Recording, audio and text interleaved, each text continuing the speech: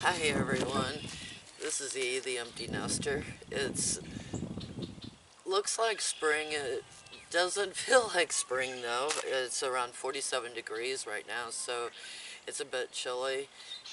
Yet it's still time to think about getting a garden going and planned already from the following year what you're going to do, or spent the winter figuring out where you're going to put your garden and what you're going to put in the garden. But I thought I'd talk a little bit today about things that are overwhelming for people and prevent them from starting their first garden. A lot of people just aren't really sure of what they would plant and where they would plant it. My best advice is start simple and stay within a budget and only grow a few things your first year to get used to gardening, and then grow and expand your garden from year to year. I started out with just taking plants like in my flower bed. I would add on the south side. Let me show you over here. You have to overlook the grass growing with the irises, but see the sun right there shining on that side of the bush. If I knew that this soil was free of termite, what's that called, pesticides. This house has been sprayed, or not really sprayed. There's a chemical in the ground called Termidor, and it's an agent where the termites eat some of it and then take it to the nest, and they eat it and eat it and eat it. So I know that this soil is not safe to put a plant in for food. So I would put a container here with a tomato or something else. You know, I wouldn't plant vegetables directly in the ground at the foundation of the house here. But in St. Louis, I could add tomato plants and everything with the vegetable plants, and you would never know that I had a food garden. It looked like I just had a flower garden. Look back at a couple videos ago, I showed you how to build these pallet raised beds for free. You know, all you have to do if you don't have screws is the cost of adding some screws, or go to the hardware store or lumber store and buy some cedar boards. I found 8 inches is a good size to start with, and you really don't need more than say 12 inches, because even with a potato never grows above 8, or you need a long season potato that can grow as much as 12 to 18 inches above the stalk underneath the ground. So 8 inches, 10 inches is a good start. And like, take a tomato plant and add it. See, there's my irises. You can add tomato plants to your flower bed and make them part of an edible landscape. Just add in grass clippings. These right here are grass clippings with this area. All I did last year was, because I have to build up my soil here because of the walnut trees, I started out just putting mulch on the ground here. Let me see if there's any mulch left. But look at that, there's a mole in here, a tunnel. But you can kind of see the wood chips have broke up over the past year under the ground. Here's a few of the wood chips left. I put wood chips on the ground, and then I mowed grass and put grass on top of it, and bought some humus compost at the store and put a layer of that on top of it. So all it cost me was, say, you know, each bag was about $2 or under $2. So for each, it's maybe 1 cubic feet. So figure 1, 2, 3 bags of topsoil on top of this, and then as I mowed grass, I put more grass on top of it to keep the weeds down.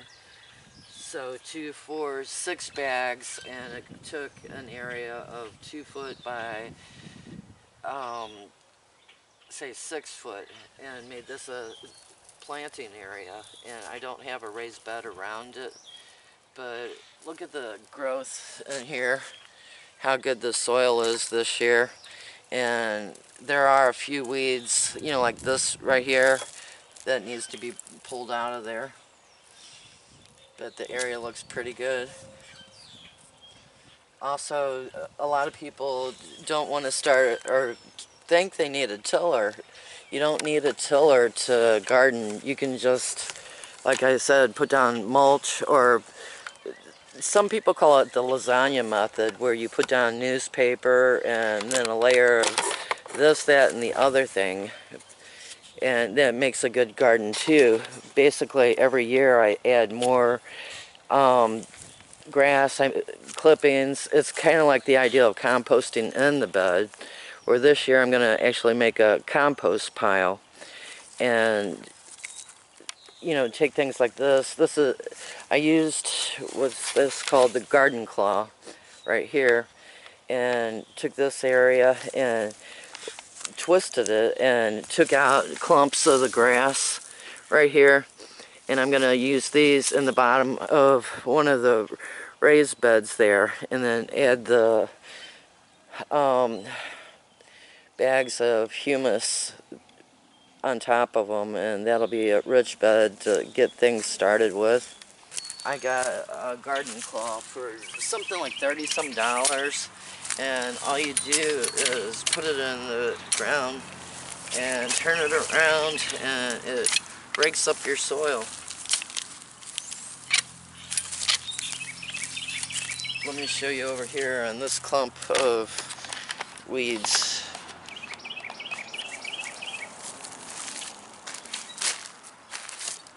Just put it on the soil, put your foot on it, and twist it around.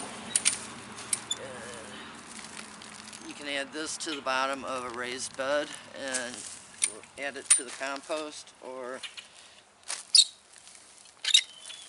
add it to the sidewalk and start a compost pile as a sidewalk in your garden.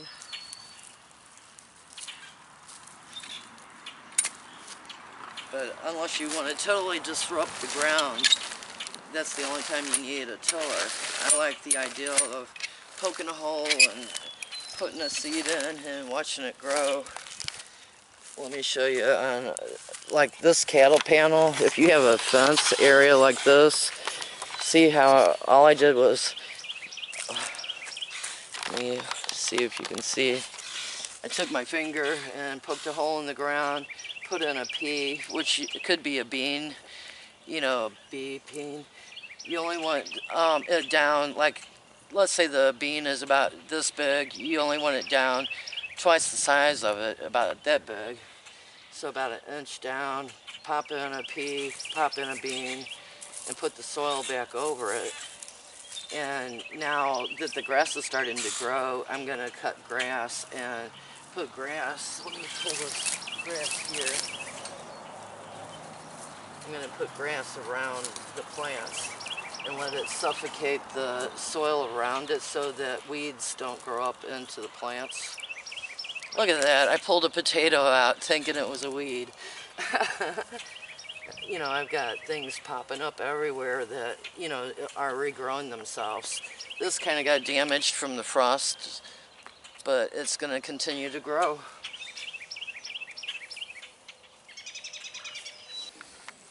But there's many ways, even if you just get a container and, or like this right here is a 50-gallon drum that's cut in half, and I made it into a self-watering container. I haven't really done a video on containers, but I should do one. And you can use pots and tubs and grow bags. You know, I'm not really happy with that plastic grow bag, but I'm in an area that rains too much, so I like the grow bags that I made out of landscaping fabric. Look at this, my peas are already up to, say, 5 inches before they're starting to grow onto the fence. these were direct planted, you know, about a month ago, and they survived the cold. The comfrey there is doing well, but I know one of the comments in one of my past videos talked about, you know, overwhelming the beginning gardener because they look at all these gardens that are big and beautiful and productive and don't have a chance of putting that money in and building a garden quickly. I put this pot over top of the grow bags, and then this is Agribon, and I used it to protect the potatoes from frost last night because there was a chance of 30-some degrees, and the potatoes here are growing in grow bags that I made, and I've got a link up here, you know, or I'll put it down in the subject of how to make your own grow bags with landscaping fabrics. And so far, you know, they're doing really well. Then potatoes, this is, I made this what's this called? Raised bed, I think in 2008. And I started out with the cedar bottom, and then I used pine on top to, you know, I added pine later. This is the second year with the pine on top, and as you can tell, the pine is warping and bending, where the cedar's still in place, but yet the pine is still holding up. I'm using just plain old clothesline clips to hold this on. This is protecting the potatoes in here. And these are potatoes I pre-sprouted. They're not planted yet. They're in a container. And this isn't the way normal people or most people grow potatoes. But I've got them in flats right here. And you can see the roots coming out. I should already have them in the ground, but I'm going to do that in the next couple days. Get these in the ground. And you can see one of them right there has some frost damage. Let me pull this back. Sorry about moving you around a bit. But see this potato right here has some frost damage on the leaves, but the stem still looks good, so it'll make it through. And then back there is another one that's got some frost damage on it. But I don't mean to overwhelm you, you know, with what I'm saying. I'm trying to keep it simple, and as a first-time gardener, if this is your first time gardening, that's the key thing to do, is keep it simple. You know, just get one potato, grow one potato either in the ground or in a pot. Get one tomato, a 6-pack of tomato at the most, and you know, put them here and there in the yard, or find an area that you want to dedicate as a garden spot. And another thing I like to use is straw. I buy straw bales and take a handful like this, put it on the ground, and then take another handful. This is more than a handful, but about the same amount, and put it over here on the other side. And then I'll bring humus and put right in the middle of it, compost, and then I'll put a tomato plant here and a tomato plant there, and bring the straw over like this. That way it covers and doesn't let any of the soil from the ground wash up onto the tomato and cause issues, and it also doesn't let the weeds grow up through it. The only thing you have to worry about is if you get a straw bale that's full of weed seeds, where I like to let my straw bales age a year. But, you know, when all else fails, I have to use fresh straw bales. Something else you may not realize, that hostas, they're the leafy plants that live in the shade. They're actually edible. If you take this right here, see how it's coming up, and that's a leaf formed. That one you'd want to tear off and boil. Where, let me take you, see how this hosta is all curled up right here. You'd want to cut it off down here, and you can add it olive oil and seasoning to it, and fry it. Kind of like fried asparagus versus boiled asparagus. But once they grow up, they're kind of a little more bitter, so you want to get them as young shoots. And I don't take them all. I would take like this one or this one and let the rest grow and multiply. And then at my old house, I would divide them up and make more and more plants. Here, I don't have enough shade to keep multiplying them. But lettuce would grow really good right next to them and kind of camouflage them into, you can add little whimsical things like this, the turtle. You can take it, he's normally got the back on him like this, but you can add some soil to it and put some lettuce or, you know, a couple radishes in there and grow decor, edible decor on him. Look, the paparazzi's back again, trying to see what I'm up to. If you take a look at this spot, it needs to be cut around, but showing you this, you know, my garden's not perfect, it needs to be worked on, but with the rose bush and the comfrey here, last year I grew Kajari melons and okra as a front decoration in my yard. See that little ring right there? That used to be a tree, and I put a ring around it of aluminum and added some soil, and there's onions growing again this year in it. It only cost me $5 for the ring and some screws, and I had a garden bed. Oh, I did the tomatoes. I put up poles. These are fence poles. They're about $5 a piece at the hardware store, and 3 tomato plants go between each of these, and then I use wire, 1 thing of wire, and then string, you know, like yarn, you know, or twine, to tie the tomatoes up to hold them in place. But the straw bales, 1 on each side, and then 3 tomato plants in the middle go there. I put straw around the edge here and added some compost to the center and grew peanuts in here. With the fence here, last year I put a loofah plant that grew loofah sponges on the end.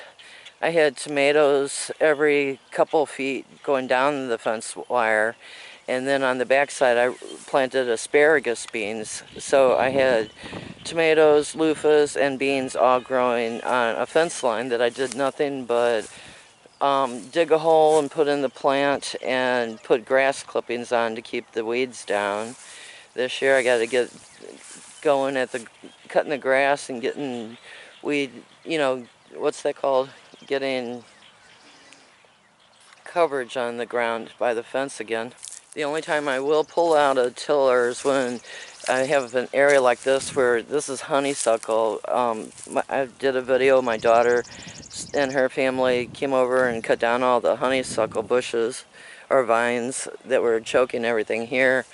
But I'll run a lawnmower over this, and there's a chance that these vines will grab the lawnmower and choke it.